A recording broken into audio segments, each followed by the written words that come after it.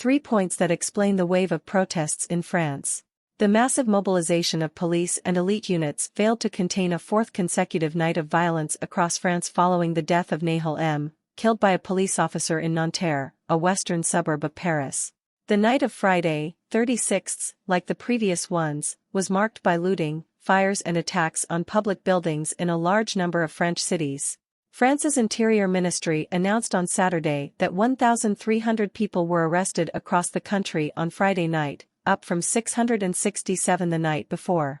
Meanwhile, calls for calm from authorities and public figures such as footballer Kylian Mbappé seem to have no effect. According to the first signs of the investigation, 2 policemen on motorcycles wanted to stop the car that Nahel was driving and that was traveling at high speed on a bus lane in the Parisian suburb. The police officers would have ordered the driver to stop at a red light, but he would have accelerated again. The police officer accused of shooting the young man has been arrested on murder charges, but protests in France do not stop. Below, we explain in 3 points the reasons that triggered the series of riots that shook France. 1. Who was Nahel and how did he die? Nahel was a young man of Algerian origin, an only child raised by his mother in the Vieux-Pont neighborhood of Nanterre, according to the local newspaper Le Parisien.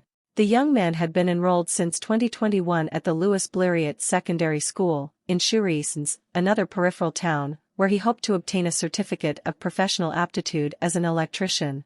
Meanwhile, Nahel made a living as a pizza delivery boy. Nahel was a young man of Algerian origin, an only child raised by his mother in the Vieux-Pont neighborhood of Nanterre, according to the local newspaper Le Parisien. The young man had been enrolled since 2021 at the Louis Blériot Secondary School, in Chourisnes, another peripheral town, where he hoped to obtain a certificate of professional aptitude as an electrician. Meanwhile, Nahel made a living as a pizza delivery boy. He was a boy from the neighborhood who wanted to fit in socially and professionally. He wasn't a kid who lived off drug dealing or crime, said Jeff Push, president of the club where the young man played rugby. According to his lawyers, Nahel was also very well liked in his neighborhood. For his part, his mother described him as her everything.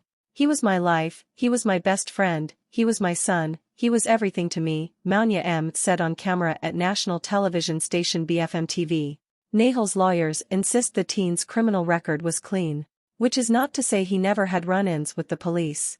A few hours after his death, the Nanterre prosecutor's office said in a statement that the teenager was known by the justice services, in particular for refusing to comply. According to the police officer who shot, Nahel would have died precisely after disobeying the order to stop. The incident took place on Tuesday morning near the Nanterre Prefecture suburban railway station, west of Paris. At first, police sources assured that a vehicle had invested against 2 agents on motorcycles. But a video circulating on social media, authenticated by the AFP agency, shows that one of the 2 police officers pointed at the driver and then fired at close range when the car pulled away.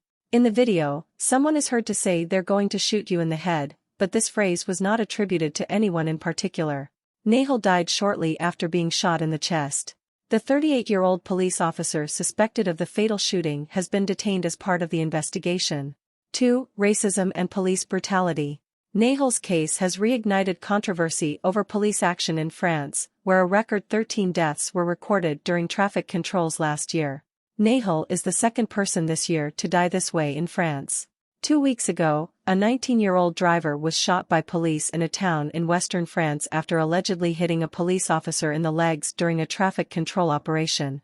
Organizations such as Amnesty International and the Council of Europe have recently accused French security forces of police abuse in dealing with mass demonstrations such as the Yellow Vests or the most recent protests against pension reform. But Nahel's death seems to show that the problem goes further. 3 days after his death, the United Nations, UN, urged France on Friday to seriously address the problems of racism and racial discrimination in its police forces. Now is the time for the country to seriously address the deep-rooted problems of racism and racial discrimination among law enforcement officials, said Ravina Shamdasani, spokeswoman for the United Nations High Commissioner for Human Rights, during a regular press conference at the UN, in Geneva, Switzerland. Shamdasani also called on French authorities to ensure that the use of force by police to confront violent elements during demonstrations respects the principles of legality, necessity, proportionality and non-discrimination. 3. The problem of the suburbs. Nahel's death has once again raised the ire of France's deprived suburbs, peripheral neighborhoods that are often home to the poorest sections of French society.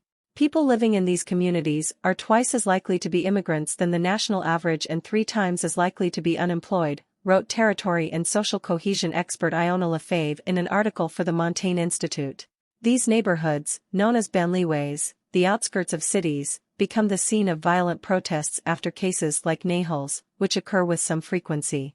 In 2005 it was the Parisian suburb of Clichy-sous-Bois that exploded, following the death of 2 young Muslims, aged 15 and 17, electrocuted in an electrical substation while fleeing the police. Nicolas Sarkozy, then Interior Minister and later French President, called the demonstrators who started the protests scum.